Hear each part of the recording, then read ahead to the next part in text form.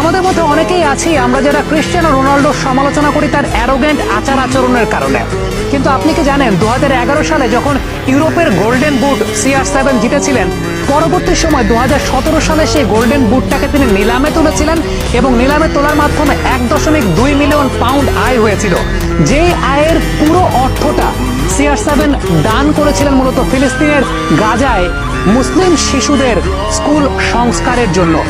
এই যে এই ধরনের আত্মনিবেদনের জায়গাটা, কিংবা একজন ফুটবলার তার ফুটবল খেলার বাইরেও এরকম কর্মকাণ্ড করছেন, এগুলো কিন্তু প্রত্যেকের জন্য একটা অনুকরণীয় দৃষ্টান্ত। শুধুমাত্র রক্তদানের জন্য তিনি শরীরে কোনো প্রকার ট্যাটু অঙ্কন করেন না। আমরা বিশ্বব্যাপী অনেক ফুটবলারকে দেখি যে শরীরব্যাপী ট্যাটু করছেন, এটা একটা ফ্যাশন বা আইকনিক একটা স্টাইল হিসাবে ব্যবহৃত হয়। বাট ক্রিশ্চিয়ানো রোনাল্ডো ট্যাটু ছাড়াই তিনি আইকনিক স্টার। কারণটা হচ্ছে তিনি ট্যাটু গ্রহণ করেন না, এই কারণে তিনি রক্ত দিতে পছন্দ করেন।